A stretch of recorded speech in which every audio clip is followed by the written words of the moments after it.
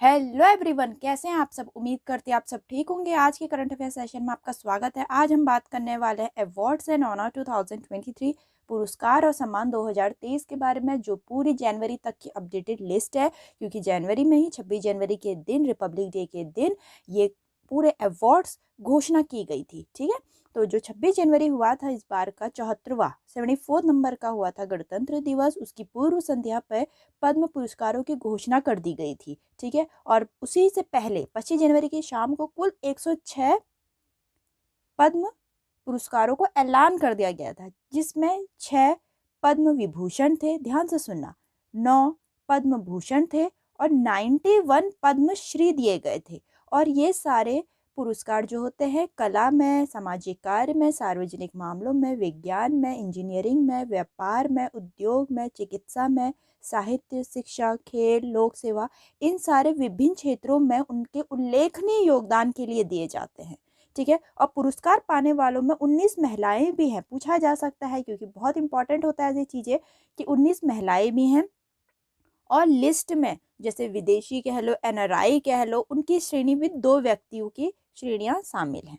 ठीक है, तो मरणोपरांत भी मिले, जैसे जो गुजर गए हैं, जो एक्सपायर हो गए हैं, उनको मिलता है पोस्थोमस अवार्ड मिलता है। 7 पोस्थोमस अवार्ड भी मिले, मरणोपरांत पुरस्कार भी मिले हैं। ठीक है, तो इसी के बारे में हम डिटेल में बात करेंगे कि क्या होता है क्या नहीं होता है।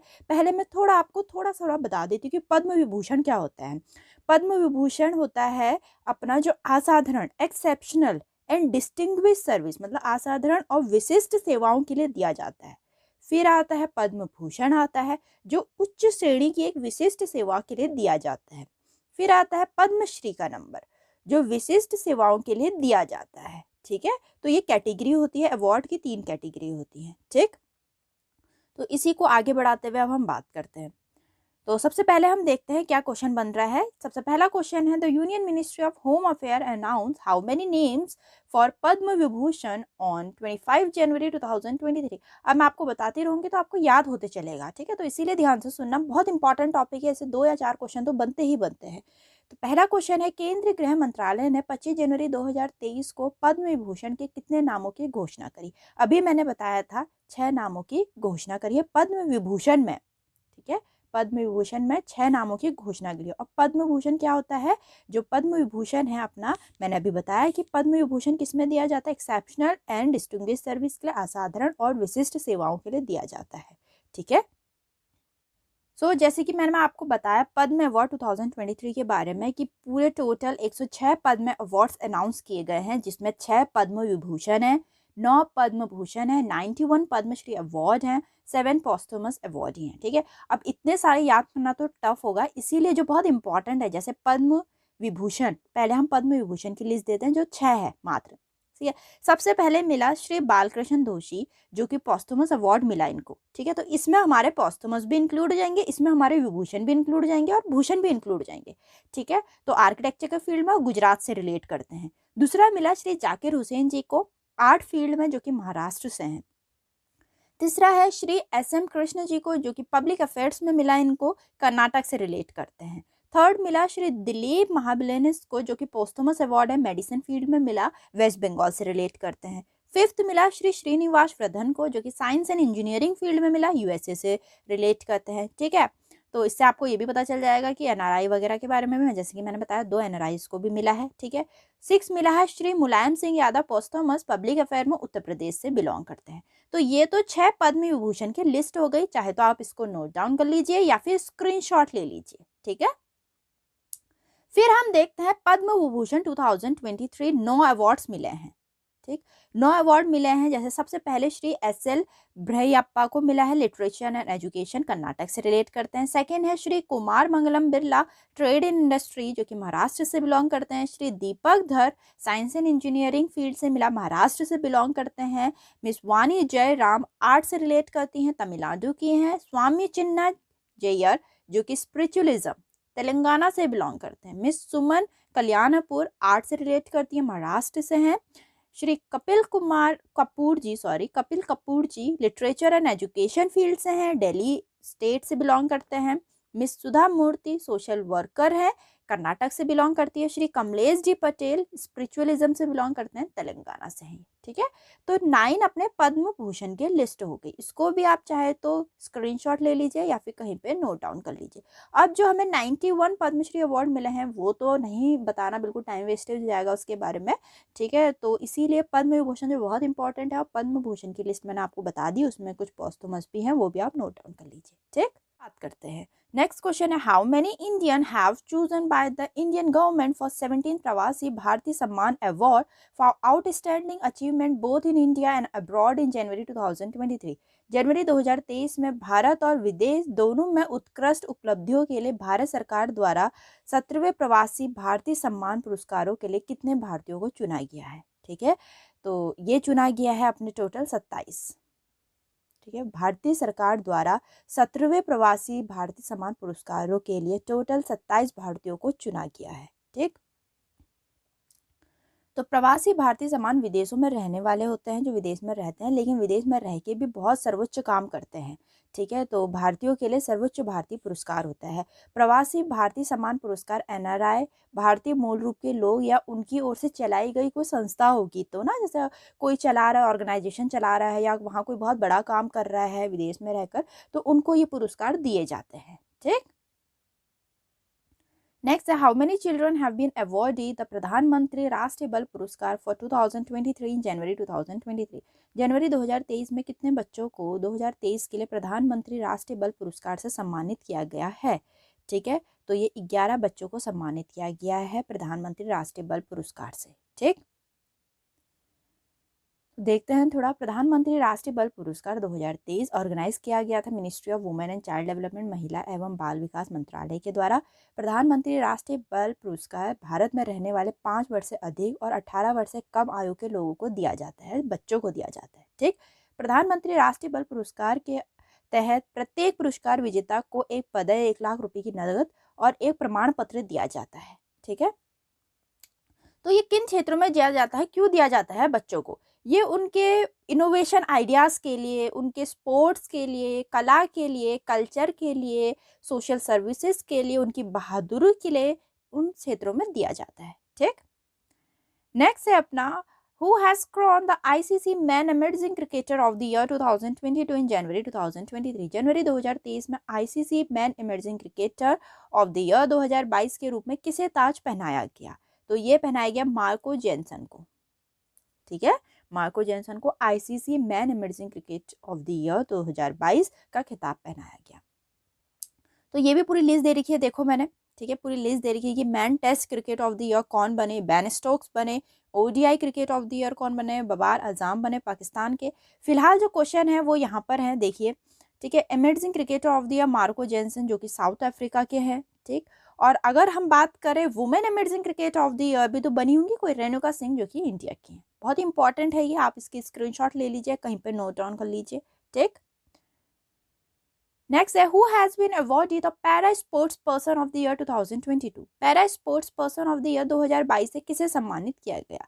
ये अवनी लेखरा को para sports person of the year 2022 से सम्मानित किया गया। ठीक है, नेक्स्ट है, dash were the winner of World Athlete of the Year 2022। Dash 2022 के विश्व एथलीट ऑफ द ईयर पुरस्कार के विजेता बने, कौन बने, ये क्वेश्चन पूछ रखा है।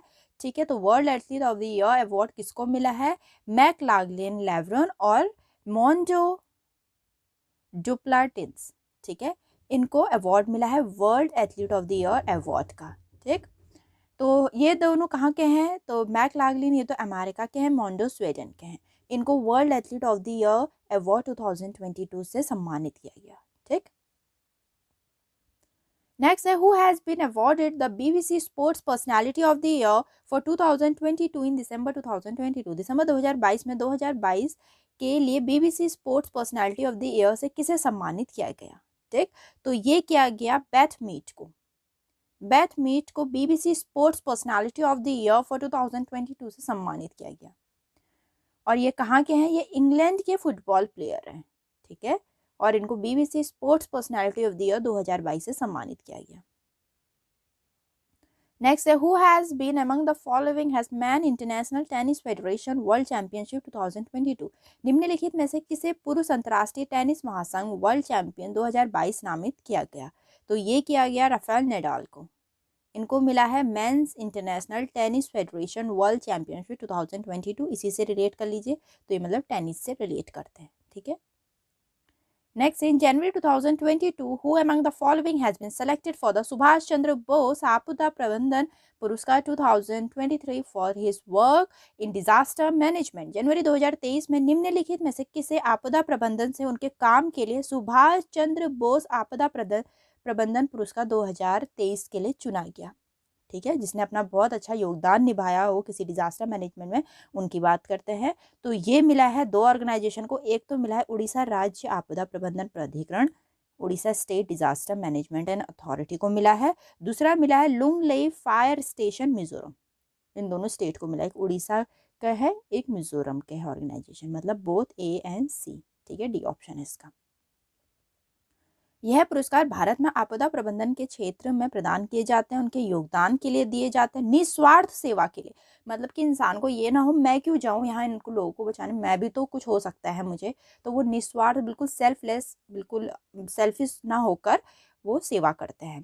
पहचानने और सम्मानित करने के लिए व्यक्ति और संगठनों को दिया जाता है, किसी व्यक्ति को दिया जाता है, किसी संगठन को दिया जाता है। जैसे अभी मैंने बताया ये उड़ीसा का है स्टेट डिजास्टर मैनेजमेंट अथॉरिटी, तो ये एक ऑर्गेनाइजेशन है। वैसे ही लुंगलेई फायर स्टेशन जो मिजोरम का है, ये दोनों एक संगठन है। ठीक है, पुरस्कार की घोषणा हर साल 23 जनवरी को नेताजी सुभाष चंद्र बोस की जयंती पर की जाती है। इससे हमें पता चल गया नेताजी सुभाष चंद्र बोस जी की जयंती 23 जनवरी को मनाई जाती है। ठीक,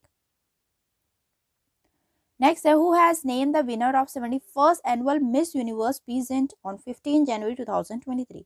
15 जनवरी 2023 को 71 वार्षिक मिस यूनिवर्स पेजेंट का विजेता किसे नामित किया गया?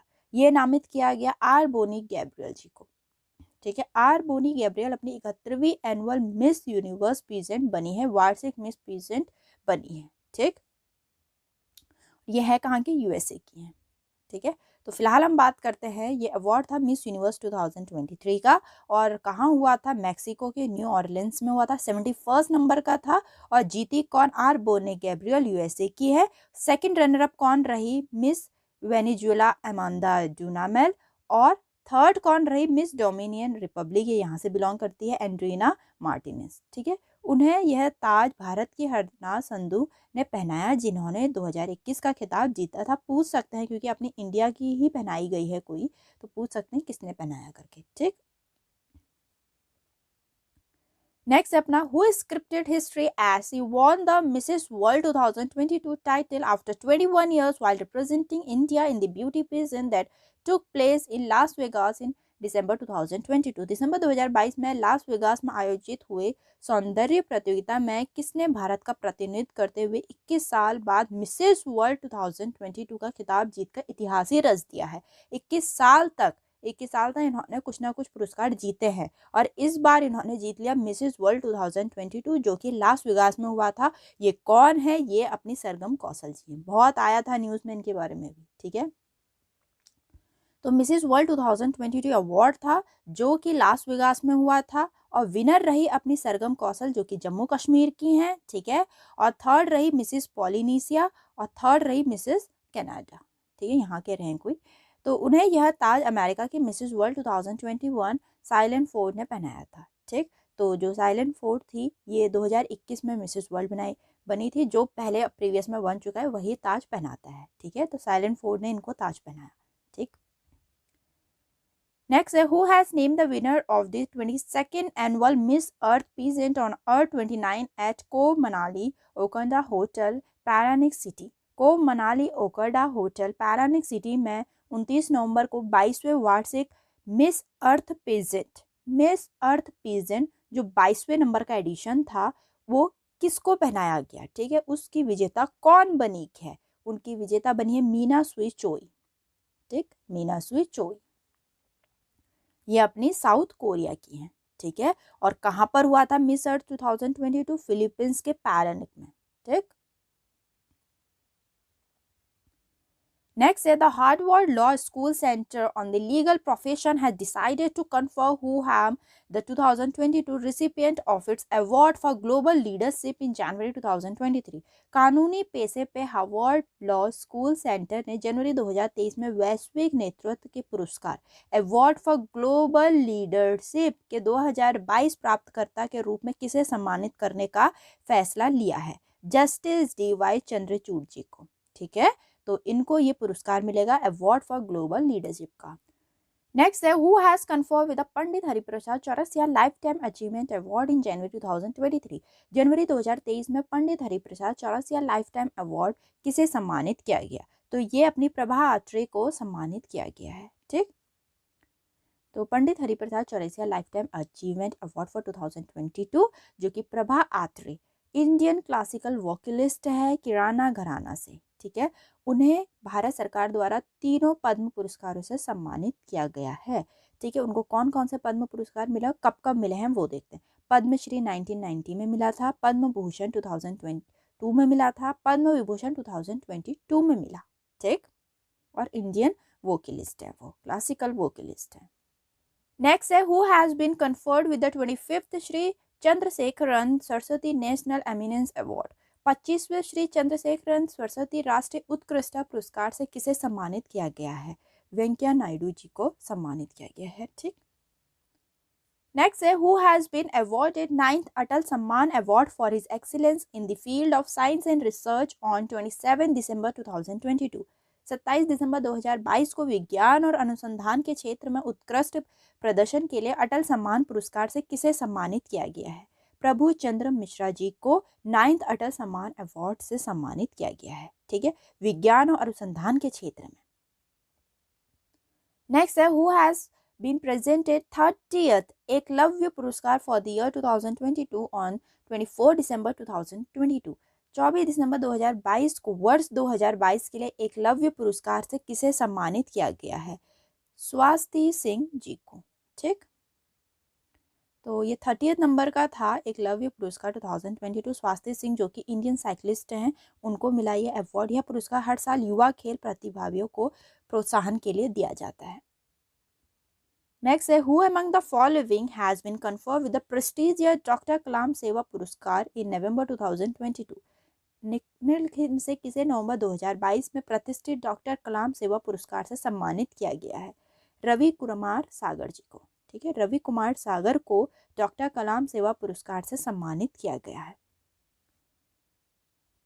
इन नवंबर 2022 which of the following was conferred with the राष्ट्रीय खेल प्रोत्साहन पुरस्कार 2022। नवंबर 2022 में निम्नलिखित में से किसे राष्ट्रीय खेल प्रोत्साहन पुरस्कार 2022 प्रदान किया गया?